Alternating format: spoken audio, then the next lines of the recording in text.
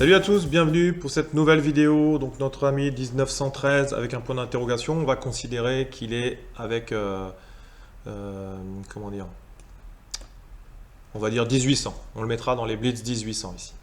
Alors, là je vais jouer avec des principes simples, mon ouverture. E4, E5, fou C4, qu'est-ce qui menace? C'est début du fou, peut-être un Gambit Urusov, etc. Écoutez, je développe un cavalier, en plus en attaquant sur E4. Donc ici, bah, c'est impeccable. Ok, je vais peut-être avoir droit au mat du berger. Non.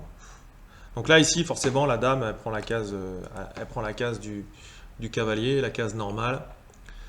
On va éviter quand même qu'il y ait une embrouille.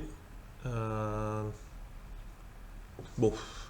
Cavalier F6, cavalier C6 semble naturel avec chasse à la dame. Et puis menacer la case de fourchette. Sachant qu'ici, sur cavalier C6, il y a de fortes chances qu'il joue cavalier E2. Qu'est-ce que je peux faire ce fou? J'aimerais bien jouer forcément D6 pour lui attaquer sa dame ici. Mais mon fou resterait bloqué, donc peut-être que je peux déjà sortir mon fou. Je vais sortir mon fou au-delà de la chaîne de pions et ensuite peut-être D6. Cavalier C6 c'était intéressant, mais de toute façon il va jouer cavalier E2 ici.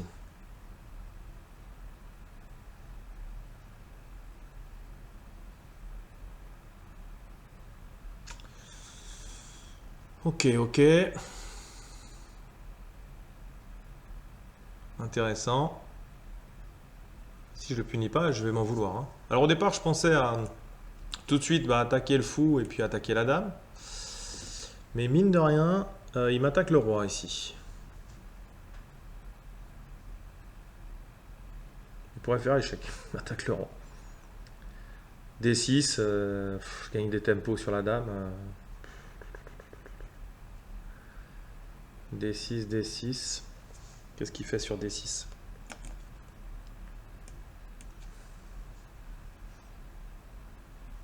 Je pourrais même faire petit roc ici, mais cavalier D6. Petit roc, parce que sur petit roc, D5, c'est une vraie menace ici. Tu vas pas me battre tout seul avec la dame, hein. Surtout s'il joue vite, je peux jouer D5 direct, hein. Allez, petit roc ici, j'aime bien petit roc. J'ai sorti deux pièces, j'ai mis mon roi à l'abri, c'est lui qui a les blancs et on a l'impression que c'est moi qui les ai eus.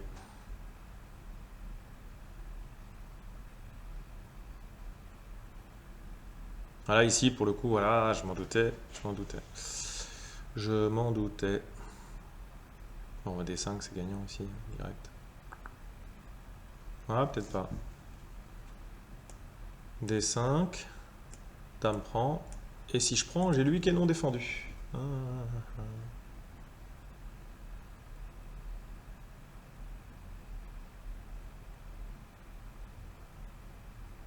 Ouais, mais même s'il prend ici, je vais avoir des tours E8 avec enfilade ici. Ouais, bien sûr, c'est ça qu'il faut que je joue, plutôt que de reprendre. Je joue D5. S'il prend, je fais tour E8. Et après, tout va s'écrouler parce que de toute façon, je serai en capacité de reprendre ce pion.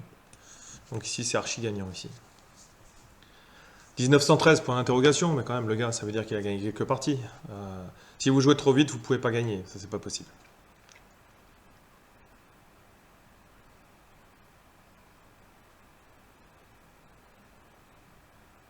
Donc il n'y a même pas de menace de mat ici. Enfin, c'est la catastrophe. Bon, il m'a fait n'importe quoi. Bon, ce n'est point grave. Là, il va abandonner, je pense. Ok.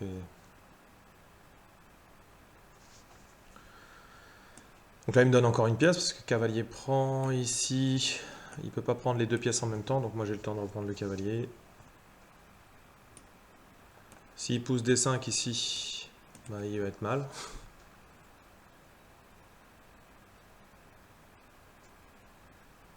Donc je pense que je ne mettrai pas niveau 1800 ici, hein. Je mettrai niveau 1500.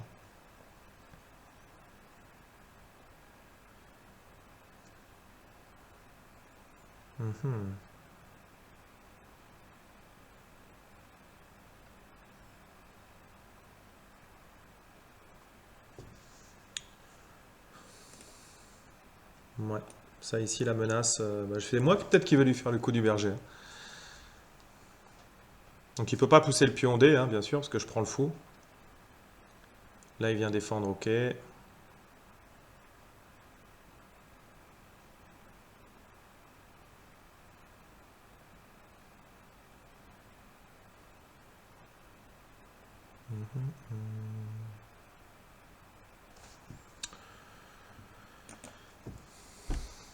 Alors pareil, ici j'ai le temps un petit peu, j'ai 4 minutes, donc on essaie de finir un peu la partie en beauté, hein. Ici il faut pas se casser la tête, hein. Il y a tout ça à gloutonner, je pense que c'est vers ça que je veux, mais on essaie de regarder un petit peu les échecs. Donc dame E4, il a plus qu'ici, ça me permet de gagner le pion sur gain de temps ici.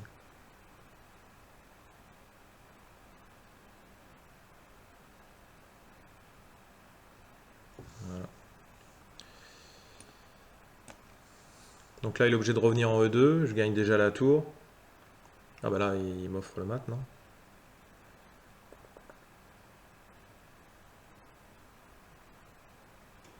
Alors là, l'idée intéressante, ça serait là en disant ok, c'est bon, je mate. Bah non, parce que du coup, le cavalier viendra ici. Et la tour défend le fou. Donc il faut prendre direct.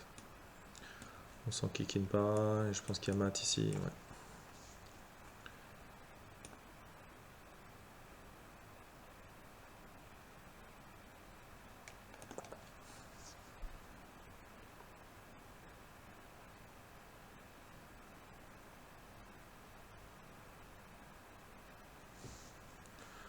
Donc là, on s'occupe déjà des cases de fuite. Après, il va faire cavalier, je pourrais pas faire dame ici.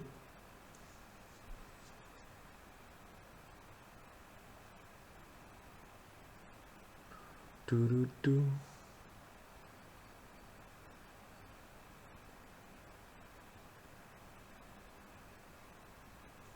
Mhm.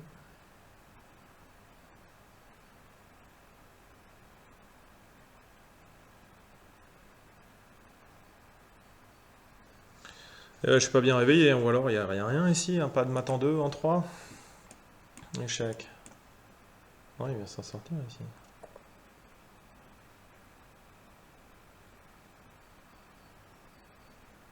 Attraction, fou, tour prend. Ah non, il est toujours ici.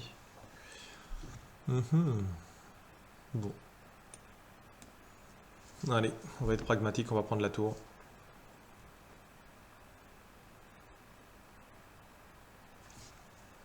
Là, si je joue pas le cavalier, hein, je menace. J'ai peut-être que quelques petites menaces de mat quand même. Si je joue pas le cavalier, j'en ai même aussi une là, on peut dire accessoirement. Ok, donc là c'est fini là, non?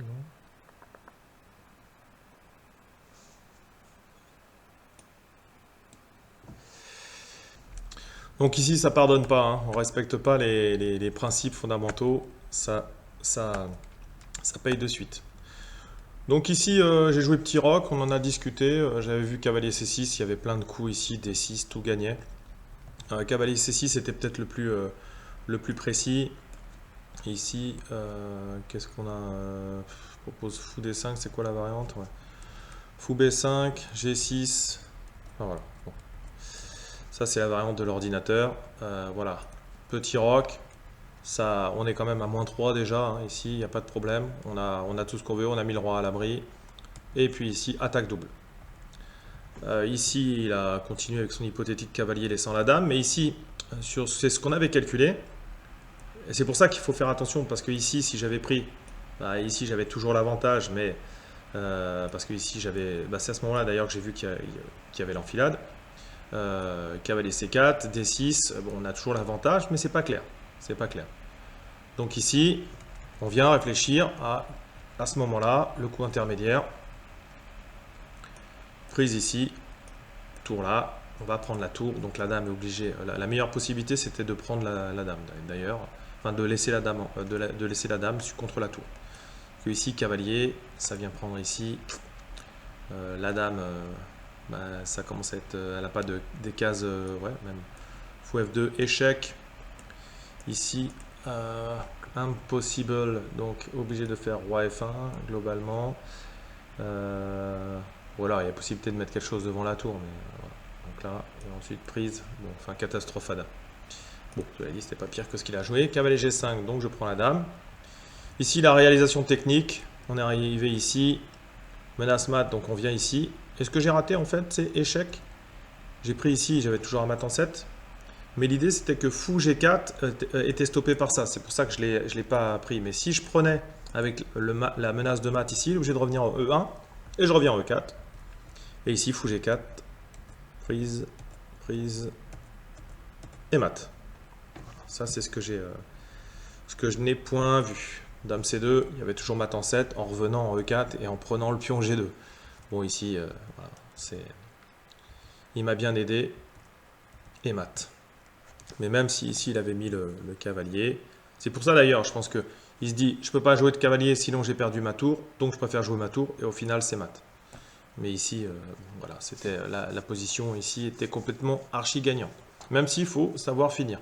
Donc ce que je vous conseille aussi, c'est que quand vous jouez des parties comme ça, ou même sur Lichess ça le permet, par exemple quand vous faites un exercice tactique, à la fin vous pouvez jouer la position issue de l'exercice tactique contre l'ordinateur. Ça, c'est un exercice très intéressant parce que on fait les tactiques sur Lichess, on lui dit ouais, c'est bien, on a plus 2 à l'analyse de Stockfish, ouais, mais il y a une différence entre avoir plus 2 à l'analyse et puis gagner la partie. Eh bien, c'est intéressant de jouer la partie contre l'ordinateur. La plupart du temps, c'est la petite cible qui est juste à côté du répertoire d'ouverture du petit bouquin sur Lichess. Donc, n'hésitez pas à utiliser cette fonction. Merci d'avoir suivi cette vidéo. N'hésitez pas à commenter, à mettre des petits pouces bleus, ça aide au référencement de la vidéo. Les réseaux sociaux, Facebook, Twitter, le Discord et vérifiez le programme des stages pour cet été au niveau des gîtes de Philidor. Allez, à bientôt. Ciao, ciao.